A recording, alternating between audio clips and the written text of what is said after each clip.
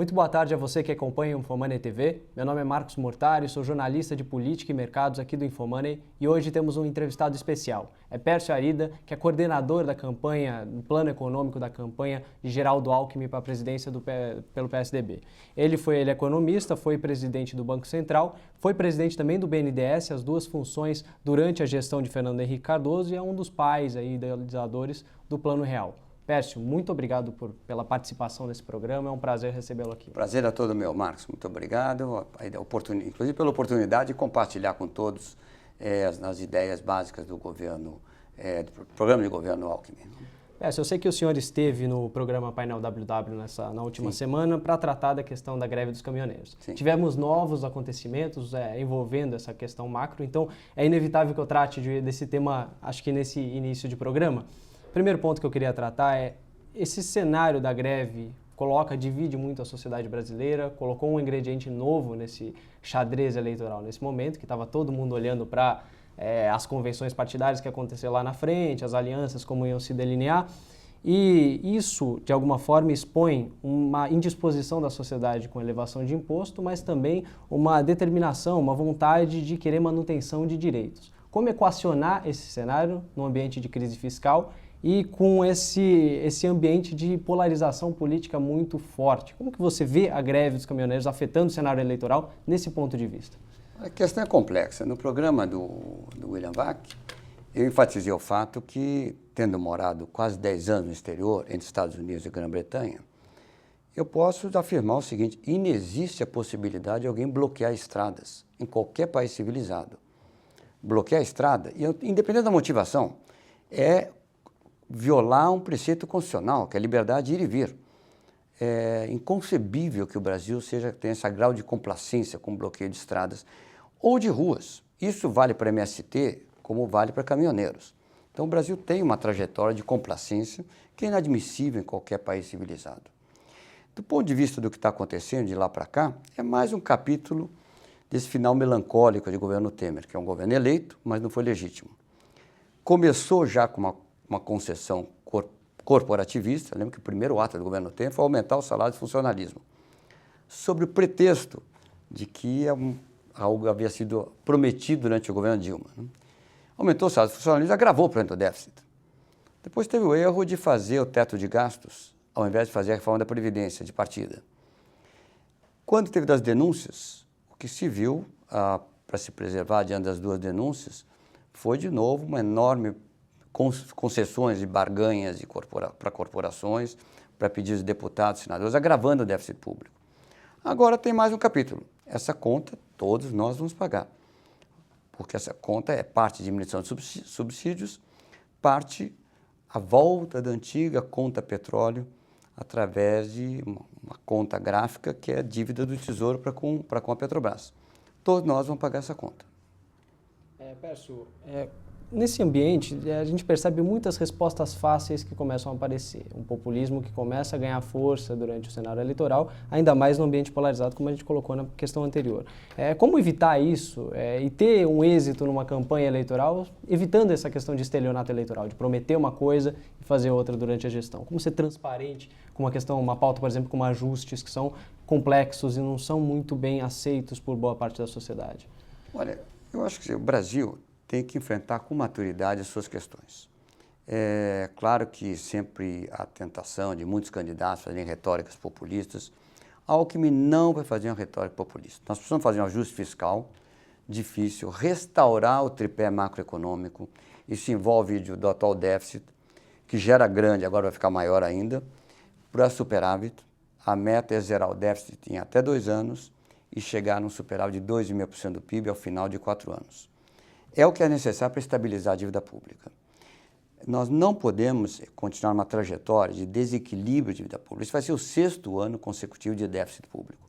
Se o Brasil tivesse dívida baixa, você podia dizer, ok, tudo bem, ainda tem espaço de endividamento. Tem a maior dívida pública de todos os países emergentes. A combinação da trajetória... A combinação do estoque de dívida que nós temos, resultado também de déficits anteriores, claro. Com a situação fiscal agora, é muito preocupante. Da importância da reforma da Previdência, de um lado, e de um programa de ajuste fiscal. Não há como escapar dele. qual seria a reforma da Previdência? Eu sei que ainda está em discussão pela equipe no plano de governo de Geraldo Alckmin, mas dá para adiantar alguma coisa referente à idade mínima, referente ao equilíbrio entre a Previdência privada e a Previdência do setor público? Enfim, o que dá para dizer agora de antemão? Nós temos que ir na direção, primeiro, de um regime único.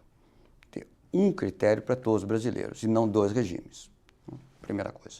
Segunda coisa, que é importante, todos os países do mundo têm idade mínima de aposentadoria, ainda mais quando as expectativas de vida aumentam.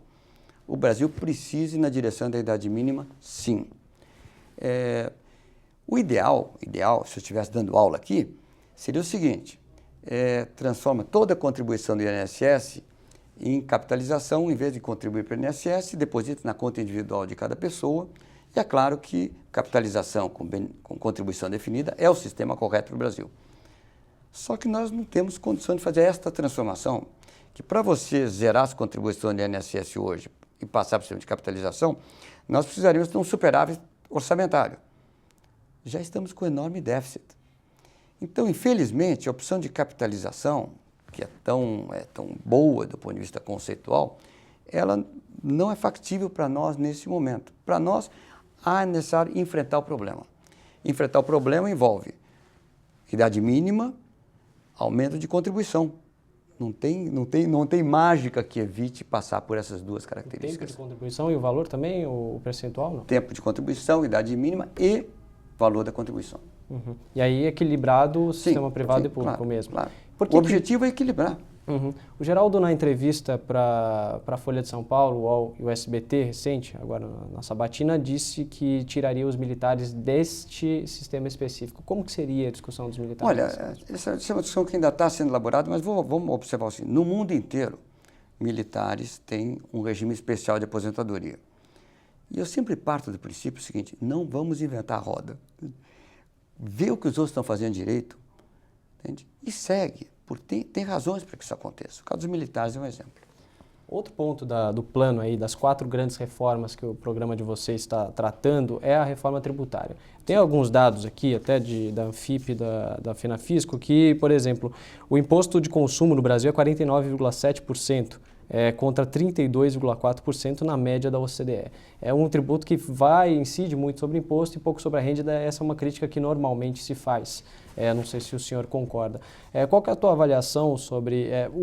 o plano vai envolver alguma coisa de atacar alguma regressividade do imposto? Qual que vai ser o nível da reforma tributária que será feita? A reforma tributária é fundamental para o Brasil. De novo, se nós não tivéssemos déficit público, eu diria o seguinte, vamos baixar a carga tributária, que é o correto para estimular o crescimento. Uhum. Né? Porque o governo, na verdade, em vez de ele gastar o dinheiro, deixa o dinheiro com a iniciativa privada, pode ter certeza que vai crescer mais. O problema é que nós não estamos, infelizmente, em condição de diminuir a carga tributária. Não pode aumentar a carga tributária tão pouco, porque isso é um engano. Aumenta a carga tributária, fecha o buraco do déficit e os políticos vão gastar de novo. O político gosta de gastar porque gastar rende eleitoralmente. Então, se você aumentar a carga tributária e resolver o problema hoje, o problema vai voltar a se manifestar mais para frente. Em vez de você encontrar a receita para aquela despesa, você vai encontrar a despesa para aquela receita, né? Exato, não tem a menor dúvida. Essa é a história brasileira. E aliás, não só brasileira. Não? Essa é a história de todo mundo foi aumentando a carga tributária o tempo todo. Você tem que afirmar um basta. O elemento crítico, inclusive para ter consciência pública do problema, é o imposto de valor adicionado. Transformar todos os impostos de intermediação, o ISS, ICMS, PIS, COFINS, IPI, em imposto de valor adicionado, explicitando na fatura para o consumidor qual é a alíquota. E o correto é a alíquota única para o Brasil inteiro, cobrada no destino. Isso desonera automaticamente exportações, que é uma desoneração perfeitamente aceitável pela OMC. Então, estimula exportações, distribui a carga tributária por igual, evitando, inclusive, essa penalização excessiva da indústria brasileira que existe hoje, que tem uma carga tributária maior que dos outros setores, evita as discussões que estão acontecendo hoje. Toda essa discussão de desonera o PIS, COFINS, sobre isso, sobre aquilo, etc.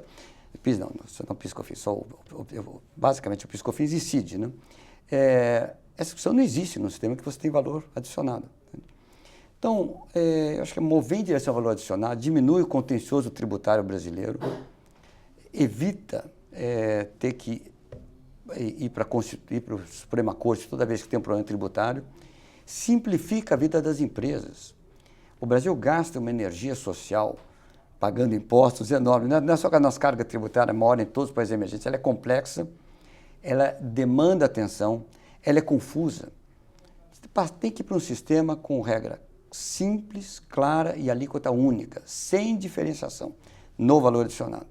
Imposto de renda é outra, tem outras discussões. Isso não suprime a necessidade de tornar a carga tributária mais justa. A ideia que os ricos pagam pouco é correta. Olha, todos os ricos têm LCI, têm LCA e têm fundo exclusivo. O senhor mudaria isso? Sem dúvida alguma. Acabar com a isenção de LCI, LCA e com os benefícios de fundo exclusivo. Os dividendos entrariam nisso, não? Dividendos tem dois lados da questão, né? Tem o lado que de um lado não se tributa dividendo, que o imposto corporativo é muito alto. O mundo inteiro tributa dividendos.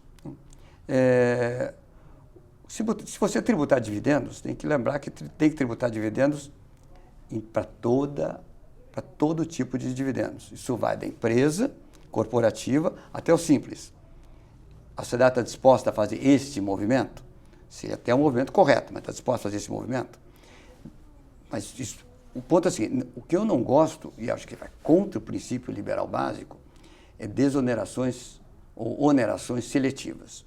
Política econômica tem que ser horizontal, tem que ser praticada para todos e na mesma dimensão, sempre. Você falou do imposto de renda, colocou até de lado nesse momento da discussão. Eu queria acrescentar o imposto de renda. Teria alguma questão sobre a alíquota, correção, criação de uma alíquota adicional? O grande problema do imposto de renda hoje é o seguinte, como ele é repartido com estados e municípios, isso gerou uma distorção, porque toda vez que a União precisa aumentar a receita, ela cobra taxas. Se você cobrar porque a taxa não é repartida com estados e municípios. Então, por detrás do problema do imposto de renda tem uma questão federativa. Os estados e municípios querem que aumente a alíquota de imposto de renda, obviamente, e a União não quer que aumente a alíquota de imposto de renda, que ela prefere arrecadar via taxas e contribuições para não ter que repartir com os estados. É mais um exemplo do nosso pacto federativo, que precisa ser repensado em várias instâncias. Outro ponto é a reforma do Estado. Explica um pouquinho melhor para a gente quais são os pontos que estão nessa grande guarda-chuva que vocês estão pensando. A reforma do Estado é um tema difícil e importantíssimo. Não é à toa que o Alckmin falou das 4 reformas. Tem voto distrital, tem a reforma da Previdência, tem a reforma tributária, entre as quais o IVA, e a reforma do Estado. Mas por um motivo. O Estado brasileiro é enorme e funciona mal. Então, o problema nosso aqui, o que é? Tem que ter equilíbrio fiscal, sem dúvida. Mas tem que fazer a transformação do Estado empresário para o Estado regulador, planejador, regulador para evitar abuso de concorrência, planejador no caso da infraestrutura e voltado para as necessidades básicas da população, que é a saúde, a educação e a segurança. A Constituição, e a Constituição está correta nisso, na minha visão, ela assegura o direito à educação gratuita e saúde. Mas para quem usa os serviços públicos, não interessa quem construiu o hospital, não interessa se está sendo gerido pelo SUS ou pelo setor público, só interessa ter um serviço de qualidade. O que a gente observa hoje, o serviço não é de qualidade, apesar que muitos avanços foram feitos. Olha o caso de educação. Antigamente as crianças não iam para a escola. Hoje toda criança está na escola. Excelente. Mas não basta estar na escola, tem que aprender. O nosso desempenho em exames PISA é pífio, é horroroso. Porque a escola não funciona porque ela tem que funcionar, que é ensinar o aluno. Tem que mudar. Isso é uma reforma interna do governo. Mas por que falta recurso para a educação básica? Não. O problema não é falta de recurso. Se você comparar, o problema não é falta de recurso. Mas primeiro é a alocação de recursos. O Brasil tem a proporção dos recursos. O Brasil gasta em termos do PIB com a educação, está em linha com os outros países. Mas muito vai para a educação superior. Não. Primeiro, o Brasil é o país que mais gasta. A proporção dos gastos públicos com a educação em educação superior é mais alta no Brasil do que em qualquer lugar do mundo. Sim.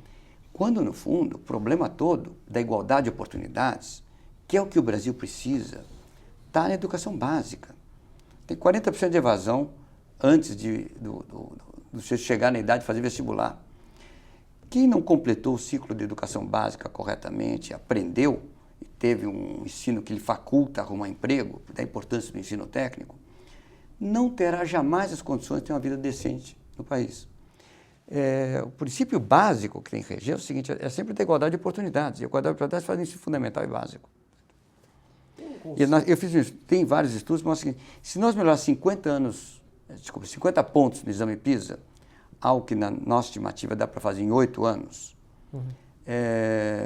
parece muito, mas bem, é o tempo que demoraria, dá 1% a mais de crescimento permanentemente, só pelo ganho de produtividade e mão de obra mais educada.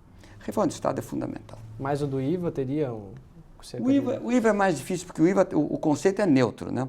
Não é para você... Só a simplificação já traria também um ganho. Não, a simplificação dá um ganho porque evita energia à toa, desperdiçada da sociedade. A sociedade brasileira é ineficiente no uso da energia social. Olha o caso de cartórios. Né? No mundo de blockchain, não precisa de cartórios. Olha o tempo que se perde com cartório, com assinatura de ficha, com registro de documentos, etc. Coisas que, se montando um sistema bem montado de blockchain, tudo isso pode ser suprimido e com custo muito mais baixo. Pércio, um dos pontos centrais aí, acho que é um consenso, a percepção de que o Estado vive uma restrição fiscal muito difícil de gastar recursos com investimentos nesse momento de crise fiscal. O programa de vocês tenta atrair de alguma forma investimento estrangeiro para cá, nesse ambiente de necessidade de investimento para poder ter um projeto de crescimento para o país. A gente vive um momento agora de tendência de alta nos juros nos Estados Unidos e que já muda um pouquinho a conjuntura que era mais favorável lá atrás. Os senhores temem maiores dificuldades para atrair investimentos aqui? E como que seria atrair investimentos, por exemplo, no caso de infraestrutura, em setores novos, aqueles chamados greenfields, que sempre são um ponto um pouco mais difícil do mercado entrar? Olha, acho que para isso precisa ter clareza de vários aspectos. Primeiro, dada a nossa crise fiscal, o Estado não tem condições de investir, investe hoje 1,7% de investimento, do total do orçamento, é quase nada, e não terá condição de investir. Então, o investimento tem que vir do setor privado. Ponto número 1. Ponto número 2, o Brasil só vai atrair investimento se tiver marco regulatório e segurança jurídica. Por que tem investimento estrangeiro no pré-sal e não tem no saneamento básico? Porque tem um marco regulatório minimamente adequado no pré-sal e não tem marco regulatório para saneamento básico. Tão simples quanto isso. Então, isso é obrigação do Estado, fazer um marco regulatório e dar segurança jurídica nos contratos para atrair o investimento privado. Dito isso, o potencial de atração de investimento privado do Brasil é enorme. Enorme, em especial em infraestrutura. Nem estou falando de agricultura, que é o lugar de excelência do Brasil, do ponto de vista assim, da nossa vantagem comparativa mais óbvia, mais evidente. Mas infraestrutura, nós estamos aqui numa situação onde todo projeto bem concebido de infraestrutura tem demanda. Porque é tudo desgargalamento. O grande problema de infraestrutura é o jeito que constrói a estrada e o trem corre pela estrada e não tem carga. Né? No Brasil é desgargalamento. Todos os bons projetos de infraestrutura têm demanda assegurada. E o Brasil oferece bons retornos e boas oportunidades. A minha preocupação com a Secretaria de Justiça americana é nenhuma. A preocupação grande é com a nossa capacidade aqui, primeiro, de montar um marco regulatório adequado, dar segurança jurídica aos investidores. E terceiro, ideias antigas. Que são desafios muito complexos se tratando de Brasil, né? Sem dúvida, mas são desafios internos do governo. Parte do plano também é mudar a mentalidade. Menor, né? Mudar a mentalidade. Você dizer que tem setores estratégicos que não podem ter investimento estrangeiro, declarações como Ciro Gomes fez, o Bolsonaro acabou de fazer um mês atrás, ele é a favor das privatizações, mas setores estratégicos, ele mencionou vários, né? Transmissão de energia elétrica, hidroelétrica, etc. Setores estratégicos não podem ser afetados. As privatizações seriam exceções, no caso. Não existe nada que seja estratégico no Brasil. Toda vez que alguém diz que a privatização não pode ser feita por um motivo estratégico, pode ter certeza que é argumento esquerdista, sem base. Eu toquei programa de privatizações, na época fazia privatização no setor siderúrgico, dizia que o aço era estratégico. Depois, foi eu mesmo que fiz a privatização da Embraer, contando o presidente BNDES, a Embraer era estratégica. Depois teve as telecomunicações. Transmissão de dados era estratégico. Petróleo era estratégico. Não tem nada de estratégico. Entende? Então, precisa ter um marco regulatório adequado, precisa ter segurança jurídica e é fundamental que mude a mentalidade.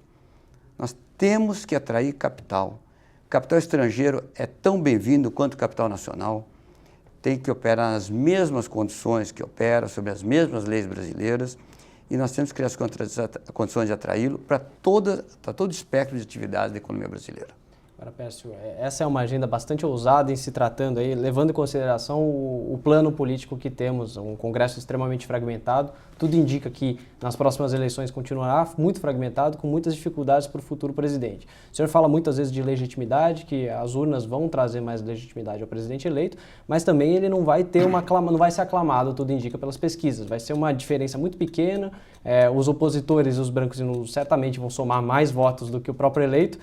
Como acreditar que agora é possível tocar uma agenda dessas com esse cenário tão complicado do ponto de vista político? Tem um elemento da realidade, que é o fato que, infelizmente, a nossa renovação política, na minha opinião, vai ser menor do que se imagina. Segundo, nenhum presidente vai ser eleito com um partido que tenha mais de 10% dos votos na Câmara, no Congresso. Então, é uma situação difícil, porque esse quadro de extrema fragmentação partidária vai persistir. Então, a primeira qualidade de um bom presidente é assim, tem que ter experiência e talento de negociação política. Ninguém governa contra o Congresso. As reformas têm que passar pelo Congresso Nacional. O presidente tem que ser capaz de construir um arco de alianças. Eu estou falando de alianças republicanas, não é aliança para interesses escusos, não, mas tem que construir alianças. Tem que estabelecer bases programáticas de um governo, tem que conseguir adesão a essas ideias do Congresso. Então, presidente que não tem experiência política de negociação é caminho para o desastre, porque não vai conseguir aprovar nada nesse Congresso e no futuro Congresso. Primeira observação. Segundo, não vamos subestimar a legitimidade que o voto direto dá. Lembra que o Collor bloqueou a poupança nacional e aquilo passou, né? Que é inconcebível se contar hoje em dia. Como é que alguém bloqueia a poupança nacional e até o Supremo valida o bloqueio? Pois validou. Aquela força do Executivo era muito maior do que hoje em dia, não? Não, eu até entendo de um lado, mas o exemplo é tão chocante que nos lembra que existe uma enorme legitimidade.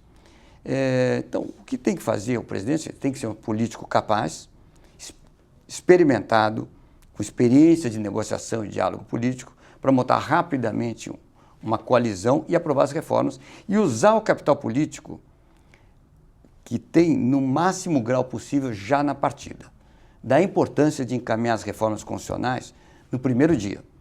Capital político no Brasil, como o presidente estará em minoria durante os 4 anos, ele tende a diminuir ao longo do tempo. O máximo de capital político está na partida. Tem que ser usado para a tarefa mais difícil, que é mudar o que precisa se mudar no plano constitucional. Que seriam essas 4 reformas? Vocês tocariam todas em conjunto? 4 reformas e tem sempre a ideia já antiga de desconstitucionalização, né? No fundo, é tirar da Constituição, transformando em leis complementares, tudo que envolva gastos e tributos. Por que eu digo isso? Não é para alterar os princípios fundamentais, o direito à educação gratuita, o direito à saúde gratuita. Os direitos fundamentais têm que ser preservados. Mas a rigidez orçamentária causada pela Constituição é que não é admissível. O Brasil tem nesses 30 anos, mais de 3 emendas constitucionais por ano. Quase todas elas mudam imposto ou mudam gasto. Porque a economia é dinâmica, ainda mais no mundo que a gente vive, que a velocidade com que as coisas mudam, tem que ter uma gestão de política econômica que tenha responsividade, que seja capaz de adaptar ao momento. O Congresso Nacional é até eleito. O Congresso Nacional que vai decidir o orçamento, mas tem que ter a flexibilidade para evitar enfrentar uma rigidez constitucional a cada passo que se dá. Antes da gente entrar na questão política, de fato, a gente já está falando bastante de política, mas o senhor tocou numa questão importante, que é essa questão do conflito orçamentário. O teto de gastos colocou, de alguma forma, explicitou essas questões, né? Mostrou que receitas e despesas precisam estar caminhando de alguma forma equilibradas, como a própria lei de responsabilidade já colocava de alguma forma no passado. E ainda coloca, pelo menos deveria colocar, né? De alguma forma, essa questão do teto de gastos explicitou os conflitos orçamentários entre os grupos mais diversos da sociedade que tentam, de alguma forma, ter uma fatia maior do bolo, digamos assim. O senhor percebe alguma fragilidade do ponto de vista do teto de gastos quando observamos comportamentos como, por exemplo, o primeiro comportamento do presidente Michel Temer, que é elevar o funcionalismo, que é, por exemplo, fazer uma concessão a caminhoneiros numa situação dessa, que é os grupos com maior poder de pressão abocanharem os recursos do orçamento de alguma forma e esses cortes se darem em setores mais importantes, que têm alguma relevância também, só que por não terem um nível de organização maior, não conseguirem... Marcos, a questão de fundo é uma só. Como a Previdência cresce autonomamente do jeito que está, ela vai esmagar todos os demais gastos. Tão simples, essa é a questão de fundo. Né? Tem que ser enfrentada, por isso que a questão da Previdência é absolutamente crítica. Os vários grupos corporativos fazem pressão o tempo todo, e não é só no Brasil, não. Agora, você como presidente, tem a obrigação de arbitrar os conflitos pensando sempre no interesse público. Daí a importância de você fixar metas. Entende?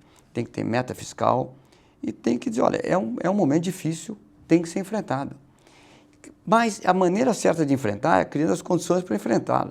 Tem que ser firme do ponto de vista fiscal e atrair investimentos por outro lado, que quando o país cresce é tudo mais fácil. Por isso que eu volto ao ponto aqui, que para enfrentar os nossos dilemas é fundamental ter firmeza fiscal, ter clareza do rumo, que é o rumo de sair, deixar de ser Estado empresário para cuidar do que de fato interessa para a população e criar as condições de atração de investimento privado. O que eu coloco de alguma forma, a gente ouve muito falar em termos de eleição sobre combate a privilégios, esse tipo de discurso é muito comum. Mas na hora que você chega numa gestão, é complicado combater esses privilégios. Eles existem porque existe uma pressão política muito forte em função disso. Não tem a menor dúvida. Mas todo político que já teve cargos na administração direta, o Alckmin é um exemplo, já lidou com isso. São Paulo foi o estado mais afetado durante a crise, essa crise de 2008. São Paulo continua pagando todas as contas em dia. Tem carro da polícia na rua, o policial não deixou de receber, porque ele foi cortando despesas o tempo todo. Não é fácil, mas se houver determinação política e clareza, dá para fazer. O Alckmin já fez em São Paulo. Então, não é uma tarefa impossível. Eu acho que não será necessário, por exemplo, nesse momento, discutir alguma flexibilização do teto de gastos. É possível se aprovar a Previdência de uma forma imediata? Eu preferiria teria sido muito melhor se o Temer tivesse usado o capital político que ele tinha na partida para aprovar a Previdência. Ele errou quando aprovou o teto de gastos. Dito isso, flexibilizar o teto de gastos não é necessário. É necessário enfrentar o problema da Previdência. E ter clareza que é o seguinte, tem que cortar gastos sim. Gasto em setor público, para usar a expressão inglesa aqui, é mato alto. Não precisa contratar consultoria. É só olhar. Qualquer gente com experiência em setor privada vê o desperdício de recursos no setor público. Tem que obviamente, reonerar alguns setores, etc., sem dúvida, mas o grande esforço a ser feito é sempre na parte de gastos. Só agora entrando um pouquinho na questão política, ontem foi divulgada uma pesquisa Ibope aqui no estado de São Paulo pela Rede Bandeirantes para a corrida presidencial. Né? Jair Bolsonaro no cenário, na ausência do ex-presidente Lula, que muito provavelmente não vai conseguir se candidatar por conta da lei da ficha limpa. Então, Jair Bolsonaro lidera a corrida presidencial com entre 19% e 20%. Geraldo Alckmin vem na sequência com algo entre 13% e 15% das intenções de voto. 15% no cenário sem o ex-presidente Lula. Alckmin já tem uma gestão de muito tempo aqui em São Paulo, de longa data aqui em São Paulo. O que explica o fato de largar atrás de Bolsonaro nessa situação, na sua avaliação? Primeira coisa, Bolsonaro é engodo. Olha, estamos aqui na XP, né? Quer dizer, o Infomoney fica aqui na sede da XP em São Paulo. Então, é um lugar de investimento. O que o investidor faz quando vai investir? A primeira coisa que ele faz é perguntar pelo track record do administrador. Eu estou investindo num fundo que tem uma boa história, eu estou investindo num fundo que performou bem durante os momentos de crise.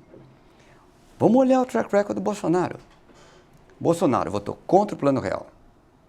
Bolsonaro votou contra a quebra do monopólio das telecomunicações. Bolsonaro votou contra a quebra do monopólio estatal do petróleo. Bolsonaro votou contra a reforma administrativa que impunha teto de gastos que põe limite nos gastos para o servidor.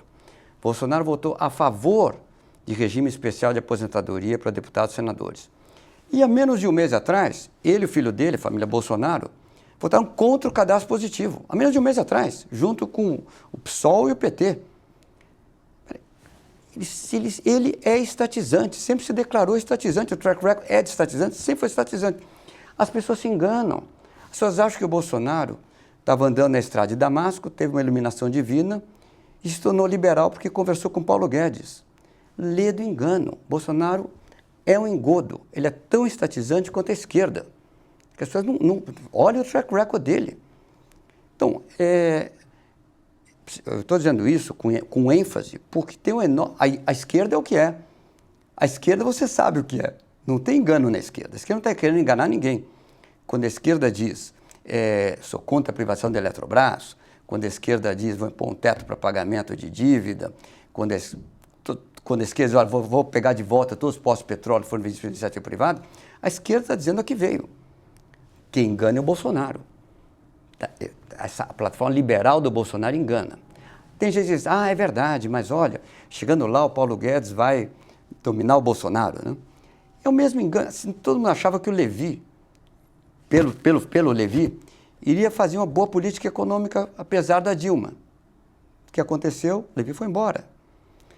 Todo mundo achava que o Gary Cohn, como é o Gary Cohn, falava, tudo bem, ele vai domar o Trump, vai ser uma boa política. O que aconteceu? O Gary Cohn foi embora. Quem tem a caneta, manda. É o princípio básico da política brasileira. Entende? Então, o Bolsonaro é um engodo, é um equívoco. Entende?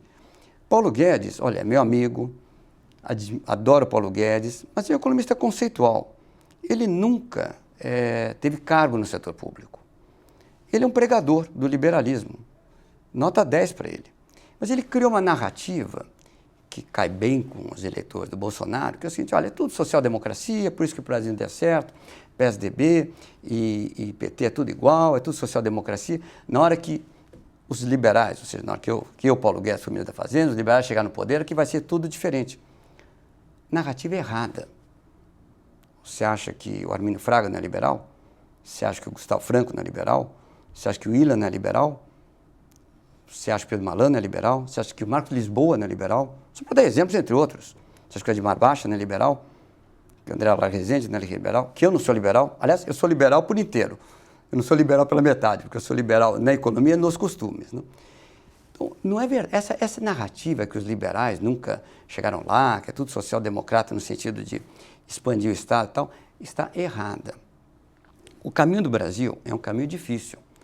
O Brasil pós-governo militar, começou com a Constituição de 88, feita um ano antes da queda do Muro de Berlim. Que com muita coisa lá que, na verdade, pôs o Brasil no caminho errado. O caminho do Brasil é um caminho de uma construção lenta, de uma maturidade institucional, de uma consciência pública, do que precisa ser feito, de uma noção exata do que é o interesse público.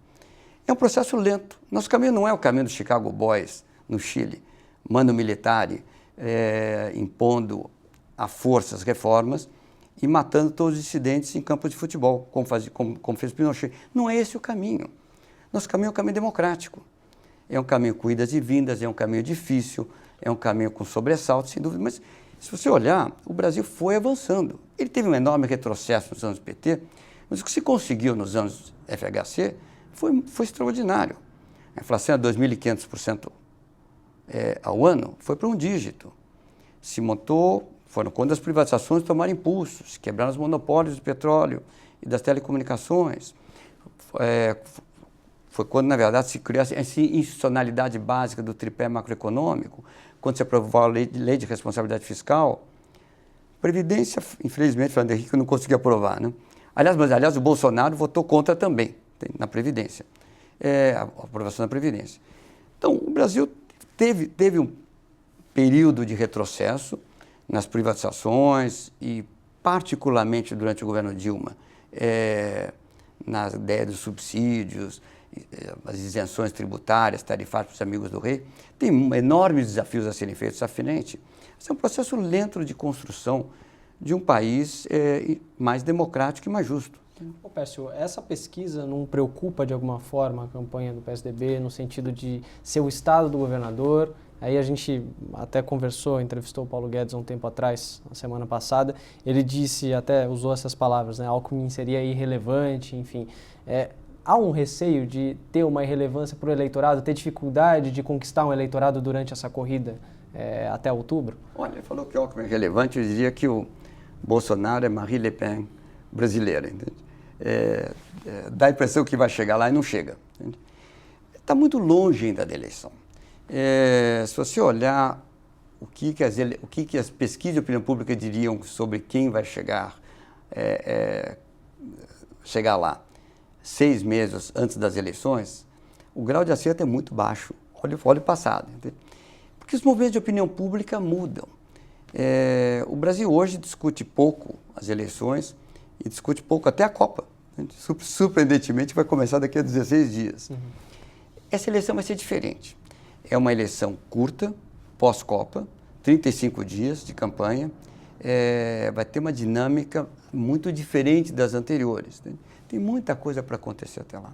Alckmin costuma dizer que o tempo de TV, as estruturas vão contar bastante, os palanques regionais, enfim, vão fazer uma diferença também durante essa campanha. O senhor concorda? O senhor vê também dessa forma? Olha, eu vejo também dessa forma. O que existe hoje, essa campanha, na verdade, é uma mistura de duas coisas. É uma meia maratona, onde você tem que estar no pelotão, né? E depois uma corrida tem um tiro de 100 metros. O tiro de 100 metros são os 35 dias. Né? Uhum. Então, na verdade, ela exige estratégias diferentes. E o que vai acontecer nos 35 dias, onde todos os candidatos serão abertamente em campanha, vai ser muito relevante. O cenário hoje está muito em aberto. Compensa para qualquer partido até lançar um candidato. Na pior das hipóteses, ele ganha algum recall, né, para a próxima eleição. Quando chegar em julho, final de julho, tem que definir. Aí você vai ter as chapas inteiras, com candidato e vice de cada chapa, e aí que vai começar o jogo de verdade. O MDB lançou nesse momento como pré-candidato Henrique Meirelles, mas existe a possibilidade dele não se lançar até o fim, não ser candidato até o fim. O PSDB vai tentar esse esforço de se aliar ao MDB, conquistar uma estrutura um pouco mais adequada para essa eleição, ter um tempo de TV um pouco maior, mas também ter o ônus de o apoio de um governo bastante impopular. Isso está na conta? Olha, se o Alckmin quisesse ter tido essa conversa, já teria tido, com certeza. Então, eu não sei exatamente... Não vai esperar até as convenções lá na frente para ter essa conversa? Não se tem.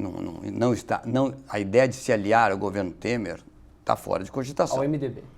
Está fora. O MDB tem candidato próprio. O que o MDB vai decidir, o MDB vai decidir.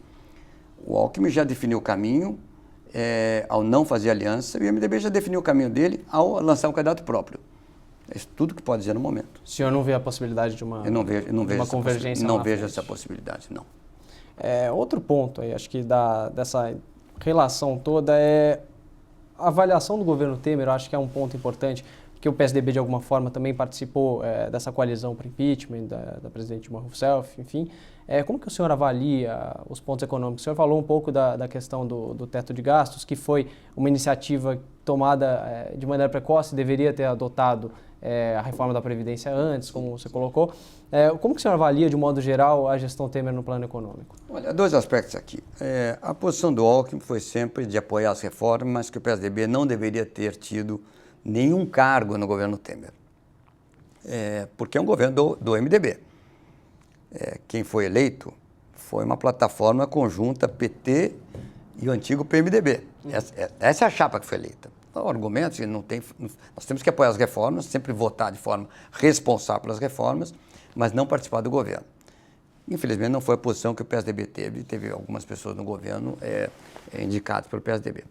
Esse governo teve uma agenda muito positiva, boa, propositiva, Fazenda e Banco Central, mas houve áreas que não aconteceu nada. Se você olhar portos e logística, não aconteceu absolutamente nada, continua exatamente como está. Algumas áreas tiveram outros avanços, por exemplo, na educação, a mudança da grade para permitir ensino médio foi um avanço. Na parte de energia elétrica houve avanços importantes, na parte regulatória, mas portos e logística não aconteceu nada. Por que portos e logística é crítico? Porque o Brasil precisa fazer abertura. Nossa meta é aumentar 50% o volume de exportações e importações em 4 anos. É uma meta muito agressiva. Por meio das importações em particular e das exportações, ele é agressivo dos dois lados. É óbvio que vai demandar um esforço diplomático nosso, no sentido de abrir novos mercados, fazer acordo de livre comércio, porque a Colômbia acabou de entrar na OCDE, o Brasil não, né? Então, claramente, ter uma gestão econômica responsável compensa, porque a Colômbia conseguiu entrar e nós não, porque nós estamos nessa situação. Mas ter o esforço diplomático para ter acordo de livre comércio é fundamental. Baixar unilateralmente tarifas também é fundamental. Essa questão do comércio é... Mas deixa eu só terminar um minuto aqui. Agora, se não mudar a logística e portos, não adianta, você não vai conseguir escoar a produção. Então, hoje é fundamental, de novo em logística e portos, um enorme esforço de modernização do marco regulatório, privatização e atração de capital privado.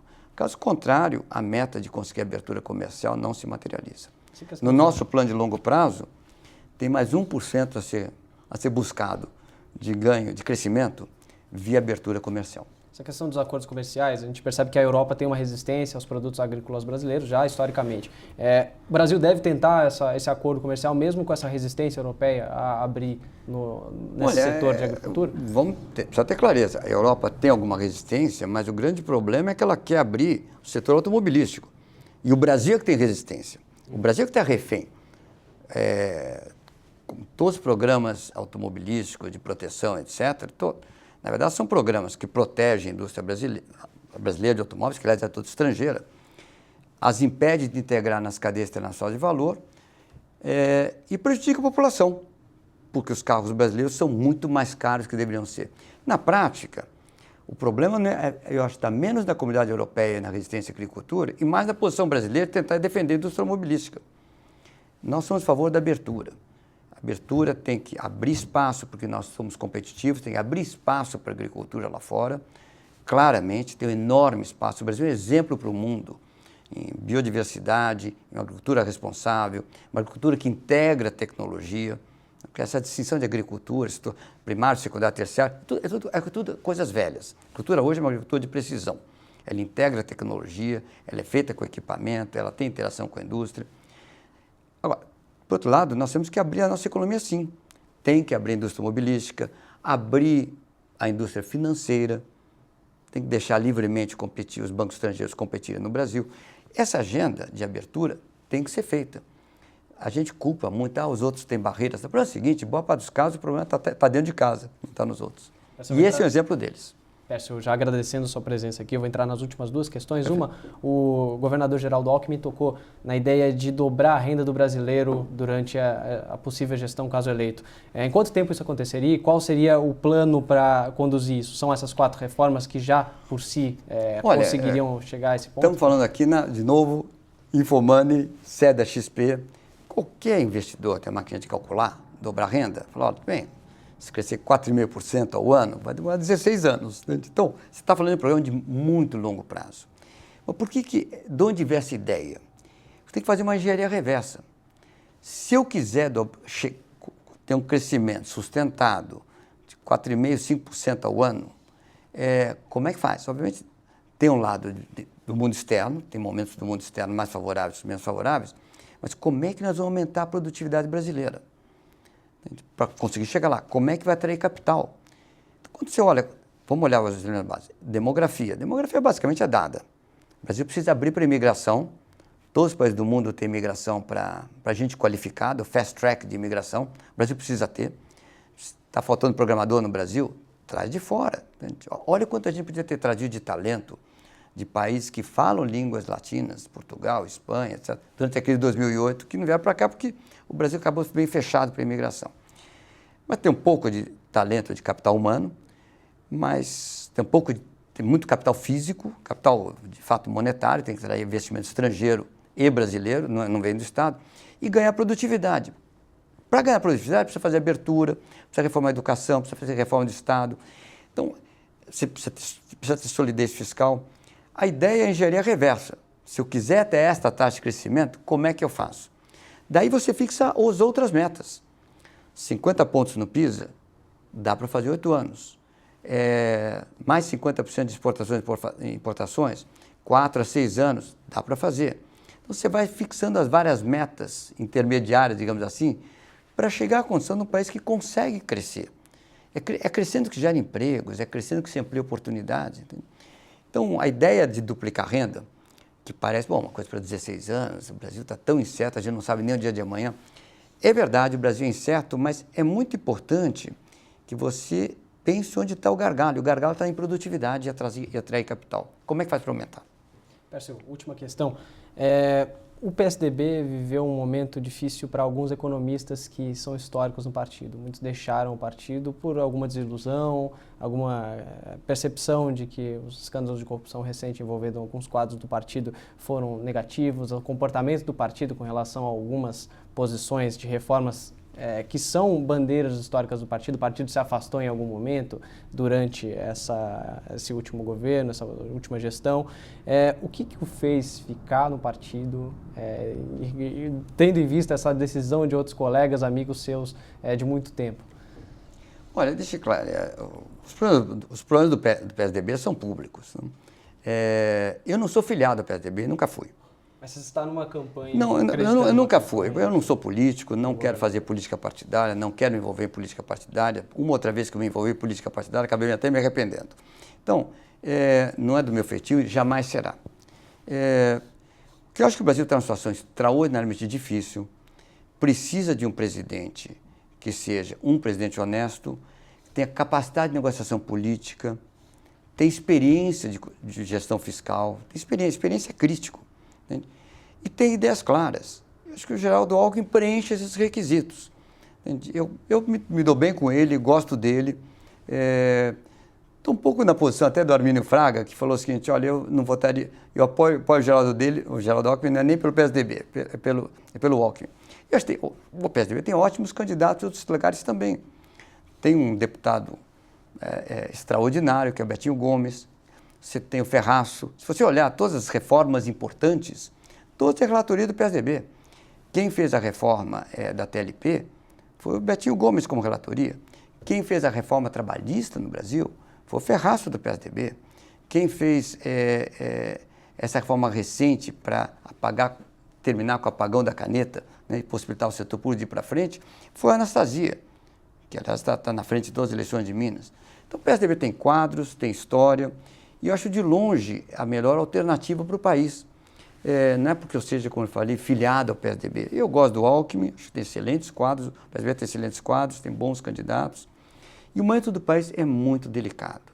Você colocar lá uma pessoa de esquerda vai ser um desastre, colocar um aventureiro sem experiência é capaz de ser um desastre maior ainda. O senhor falou do Armínio Fraga, e ele teve uma desilusão muito grande envolvendo a Aécio Neves, até por conta dessas denúncias. Geraldo Alckmin responde a alguns inquéritos ainda, é investigado, enfim. O senhor não teme viver situação semelhante à de Armínio Fraga, ficar desiludido com o Geraldo Alckmin no futuro?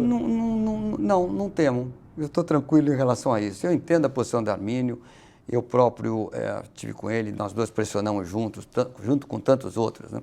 Junto com o Gustavo Franco, o Helena Landau, vários outros, para mudar o PSDB, embora ninguém fosse, na verdade, tivesse poder político para tanto. Mas eu não tenho essa preocupação com o Geraldo Alckmin, não. E, aliás, eu vou dizer mais, ele tem uma posição que eu gosto, que é defender o fim do foro privilegiado. Entende?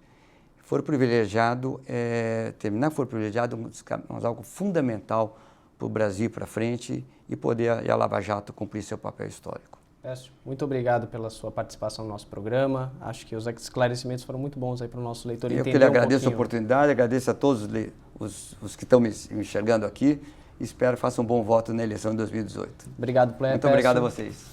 A você que nos acompanhou, entrevistamos Pércio Arida. Espero que tenha gostado, tenha esclarecido de alguma forma o plano de governo do PSDB para a presidência da República na candidatura de Geraldo Alckmin. Muito obrigado pela audiência e esperamos contar com a sua participação no próximo programa.